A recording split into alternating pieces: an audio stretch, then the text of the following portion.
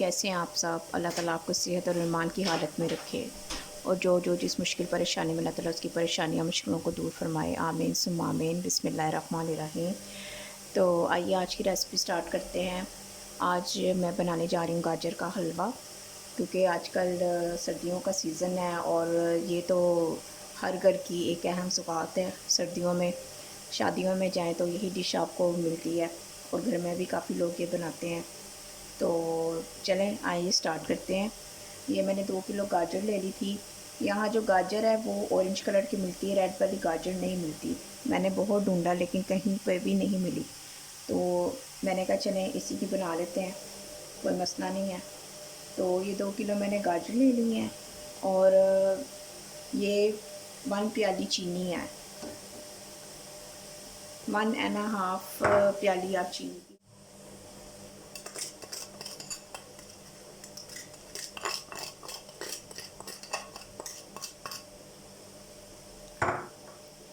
اس کو ڈال کے آپ نے اچھی طرح سے مکس کرنا ہے، اور اس کے بعد اس کو کور کر کے رکھ دینا ہے۔ جب گاجروں کا پانی اور یہ چینی کا پانی خشک ہو جائے گا نا، اس کے بعد نیکسٹ سٹیپ ہوگا۔ اس کے بنانے کے بہت سے طریقے ہیں۔ کئی لوگ اس کو ملک پاؤڈر سے بھی بناتے ہیں، کئی اس میں دودھ ڈال لیتے ہیں، کئی دودھ کے بغیر بنتا ہے۔ تو میں اس کو دودھ کے بغیر جو ہے نا وہ بنا رہی ہوں۔ بہت ایزی ریسپی ہے اس کی، اور بس ٹائم تھوڑا لگتا ہے اس کو بنانے میں۔ جتنا اچھے طریقے سے یہ بھنے گا اور اتنے ہی اچھے طریقے سے اس کا اچھا سا ٹیسٹ آئے گا۔ اب اس کو میں نے مکس کر دیا ہے، تو میڈیم فلیم پہ نا آپ بس اس کو کور کر کے رکھ دیں، اور بیچ بیچ میں آپ اس کو چیک بھی کرتے جائیں جب تک کہ یہ گاجروں کا پانی اور وہ چینی کا پانی خشک نہیں ہو جاتا۔ اس کے بعد جو ہے نا وہ نیکسٹ سٹیپ ہوگا اس کا۔ میں نے لاسٹ ویڈیو میں آپ سے سورۃ بقرہ کے بارے میں بات کی تھی، تو سورۃ بقرہ کوئی ایسی سورت نہیں ہے جس کو 2-4 منٹ میں بیان کر لیں۔ اس کی بہت سی ڈیٹیل ہے، اور اس کی بہت سی اس میں آیات ایسی ہیں جس میں ہمارے لیے بہت سے احکامات ہیں۔ تو اس لیے بس ٹائم کی کمی کی وجہ سے جتنا ہو سکتا ہے وہ تھوڑا تھوڑا میں نے آپ کو بتا دیا تھا۔ تو میں نے آپ کو یہ کہا تھا کہ سورۃ بقرہ کو اپنی زندگی کا حصہ بنا لیں، اور اس کو آپ ضرور پڑھا کریں۔ تو اس کے پڑھنے کا طریقہ کار یہ بھی ہے کہ یہ سورت کافی لمبی ہے، 2.5 پارے بنتے ہیں، اور اکثر لوگ کہتے ہیں کہ ہم اتنے ایک دن میں یہ کیسے یعنی کہ پڑھ سکتے ہیں، مکمل کر سکتے ہیں۔ تو اللہ تعالیٰ اپنے بندے پہ اتنا بوجھ نہیں ڈالتے، اس کے لیے بھی اللہ تعالیٰ نے بہت سی آسانیاں رکھی ہیں۔ اس کا پہلا طریقہ تو یہ ہے کہ آپ سورۃ بقرہ کو سٹارٹ کر لیں، اور اس کے روز کی آپ 2 صفحے پڑھ لیں۔ تو اس کو اسی طرح ہی آپ مکمل کر لیں۔ جب بھی یہ مکمل ہو جائے تو اس کے بعد آپ دوبارہ سٹارٹ کر لیں، یا اس کے بعد جو سورۃ آل عمران ہے اس کو سٹارٹ کر لیں۔ اور اس کا دوسرا طریقہ یہ ہے، اگر آپ ایک دن میں اس کو پڑھنا چاہتے ہیں تو آپ اس کو سٹارٹ کر لیں، اور ایک نماز کے بعد آپ ایک سپارہ پڑھ لیں، دوسری کے بعد دوسرا پڑھ لیں، جیسے آپ کو ٹائم ملے، تو اس کو آپ مغرب سے پہلے کمپلیٹ کر لیں۔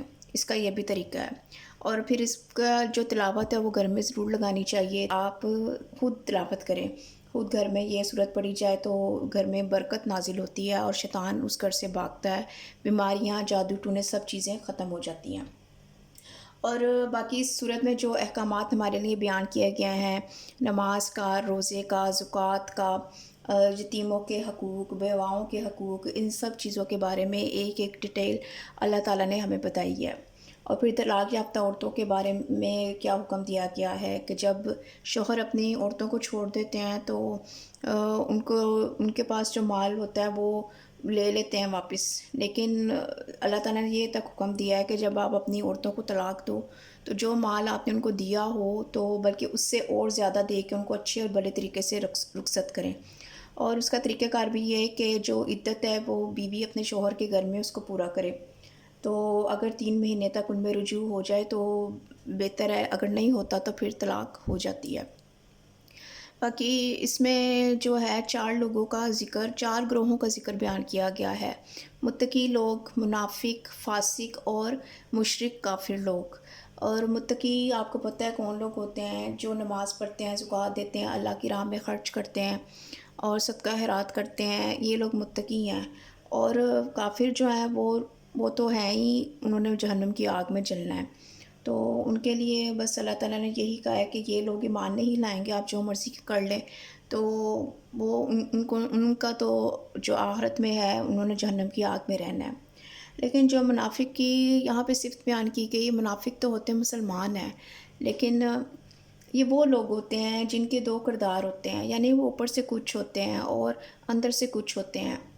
اور ان کی نشانیاں یہ ہیں کہ وہ جب بات کرتے ہیں تو جھوٹ بولتے ہیں، وعدہ کرتے ہیں تو وعدہ خلافی کرتے ہیں، جب ان کو امانت دی جاتی ہے تو اس میں خیانت کرتے ہیں، اور طرح طرح کے ان کے بہانے ہوتے ہیں، اور ایک شخص کی وہ تعریف کرتے ہیں لیکن اندر سے اسی شخص کے خلاف بغض کی حسد ان کے دل میں ہوتا ہے۔ یہ منافقوں کی نشانی ہے۔ پھر وہ لوگ نماز میں سستی کرتے ہیں، بس وہ بیٹھے رہتے ہیں، اور جیسے جیسے نماز کا ٹائم گزرتا جاتا ہے سستی سے بس کوئی کام بھی نہیں کر رہے ہوتے، لیکن وہ سستی سے اس نماز کو ڈیلے کرتے جاتے ہیں۔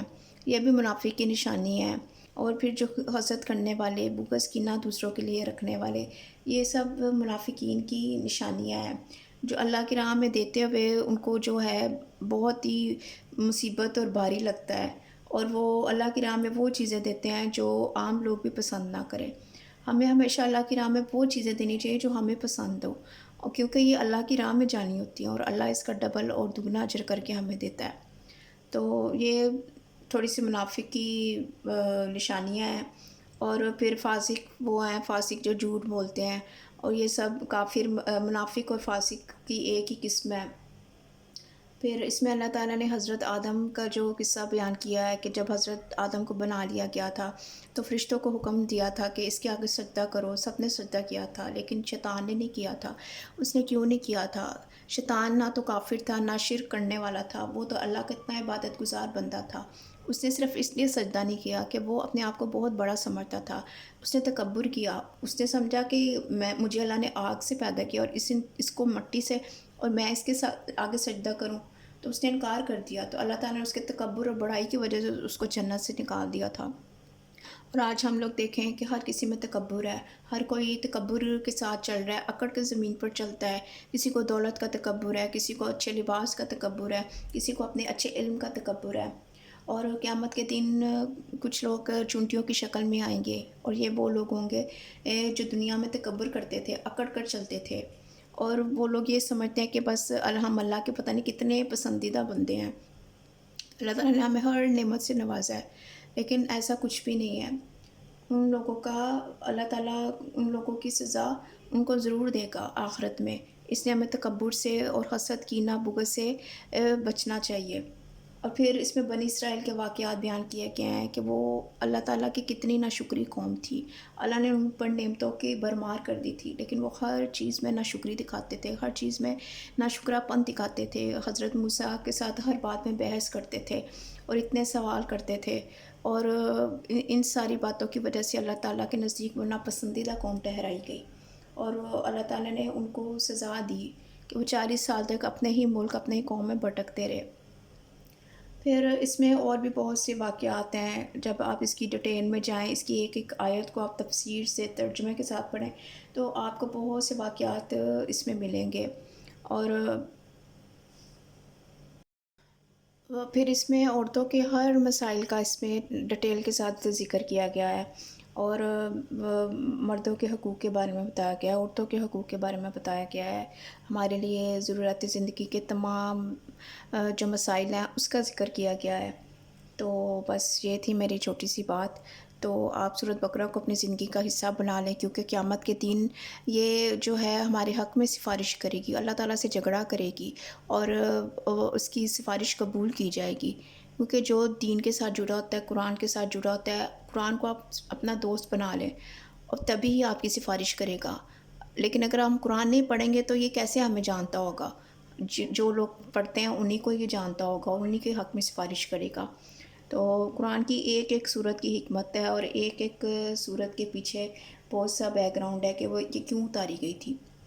پورا قرآن آپ صلی اللہ علیہ وسلم پر اتارا گیا تھا، اور ہر سورت کی ایک ایک اس کا حکمت ہے، ہر آیت کی ایک ایک حکمت ہے۔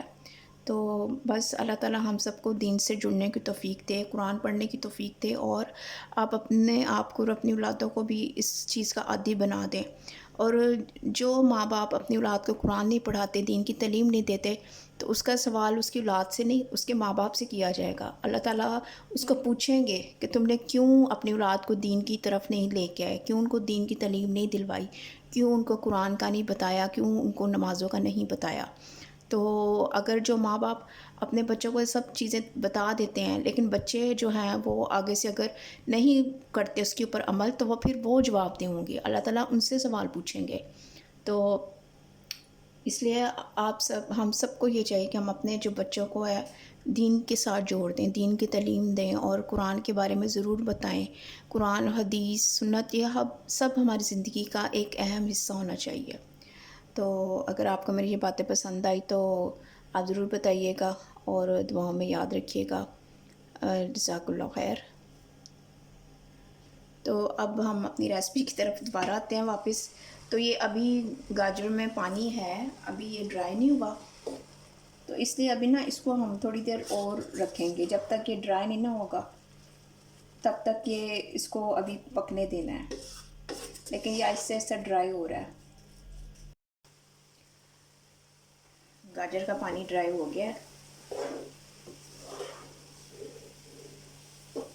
ہلکا سا بس ہے لیکن وہ ہو جائے گا ڈرائی۔ اب اس کو بنائی کا اس کا ٹائم آ گیا، تو اب اس کی بنائی کرتے ہیں۔ اب اس میں 1 پیالی آپ نا دیسی گھی کی ڈالیں، دیسی گھی ڈالنا ہے، اس سے بہت اچھا ٹیسٹ آتا ہے۔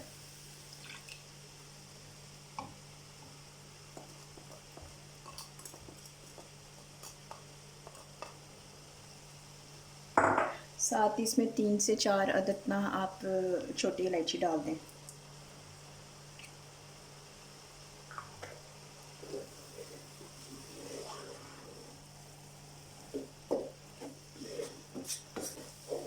اب آپ نے اس کو اچھے طرح سے بھوننا ہے کہ جو گھی وغیرہ ہے وہ نکلنا شروع ہو جائے، تو پھر اس کا مطلب ہمارا حلوہ جو ہے وہ تیار ہو گیا۔ تقریباً حلوہ جو ہے 1 گھنٹے میں تیار ہوتا ہے، اگر آپ اچھے سے اس کی بنائی کریں اور سب کچھ اچھے طریقے سے اس کو پکائیں تاکہ گاجریں بھی پک جائیں اور وہ سب صحیح وہ ہو جائے۔ اچھا، اب اس میں ساتھ ہی نا ہم کھویا ڈال دیں گے۔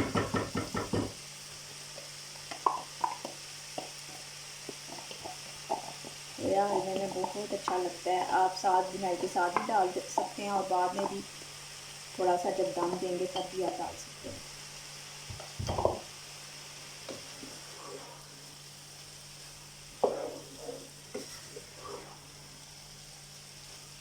اچھی طرح سے بھوننا ہے، کھویا بھی اس کے ساتھ ہی مکس ہو جائے اور یہ پک بھی جائیں اور آئل بھی نکلنا شروع ہو جائے۔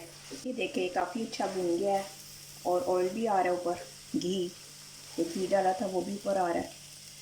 تو اب اس پہ ہم ڈالیں گے یہ سارا ڈرائی فروٹ ہے، بادام ہے، کاجو ہے، پستہ ہے، یہ سارے روسٹیڈ ہیں ڈرائی فروٹ، تو یہ آپ ڈال دیں۔ اگر آپ کے پاس دوسرا ہے تو آپ دوسرا بھی ڈال سکتے ہیں۔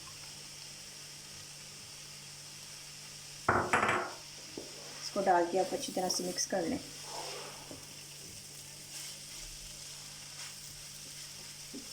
اب اس کو آپ 5 سے 10 منٹ کے لیے بس رکھ دیں کور کر کے، اور اس کے بعد یہ ریڈی ہے۔ الحمدللہ حلوہ بالکل ریڈی ہو گیا ہے، اسے میں نے ڈش آؤٹ کر دیا۔ تو گارنش کے لیے میں نے اس کے اوپر کھویا ڈال دیا تھا، اور یہ بہت ہی مزے کا بنا تھا، بہت ہی ٹیسٹی۔ تو آپ سب بھی ضرور ٹرائی کیجیے گا۔ اگر آپ کو میری یہ ریسپی پسند آئے تو لائک کریں، شیئر کریں، کمنٹ کریں، سبسکرائب کریں۔ بھائی کمنٹ کر دیا کریں، لائک بھی کر دیا کریں، کوئی اتنا ٹائم نہیں لگتا۔ تو آپ کے لیے میں بہت سی دعائیں کروں گی اگر تھوڑا سا آپ کمنٹ کر کے ذرا میری حوصلہ افزائی کر دیا کریں۔ تو دعاؤں میں یاد رکھیں۔ جزاک اللہ خیر۔